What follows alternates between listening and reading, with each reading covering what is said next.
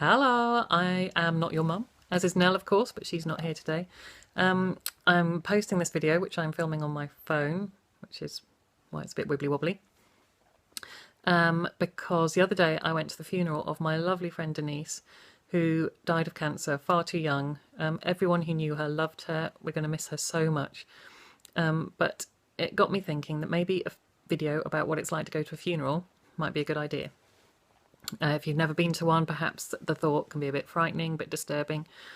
So I'm going to talk about a broadly non-religious or Christian funeral, because that's what I know about. If you have been to a Hindu, Muslim, Jewish, Buddhist, humanist, any other kind of funeral, then please do tell us about it in the comments. If we get lots, then we'll make a video about that too. By the way, this is not a video about grief. I am not equipped to help you with that. If you have lost someone close to you, or perhaps someone you close to you is very ill and you know you are going to lose them, then there are websites that you can look at that might be able to help you, and I'll put details of those in the description and on our Tumblr. Search the Not Your Mum to find our Tumblr. And if you have lost someone close to you, then I'm so sorry for your loss, and I wish you strength for the future. So there are certain aspects to a funeral that you can pretty much always expect. Firstly, the first glimpse that you will have of the coffin will be when it arrives in the hearse. This is a sort of a solemn, very sad moment. You might find that people stop talking, the atmosphere will get quite hushed and respectful, and also people will start crying, possibly including you. I always start crying when I see the hearse and the coffin.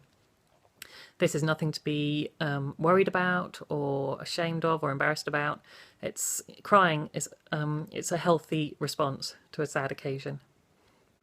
Secondly, sometimes the coffin is brought to the front of the room before you're in it, but quite often after you've sort of sat down, the person who's running the show, who's kind of the celebrant, I think they're called in a non-religious ceremony, will ask everyone to stand up, and then the coffin will be walked down the aisle, as it were, often on the shoulders of pallbearers, which is usually 6 men who are known to the person who's died.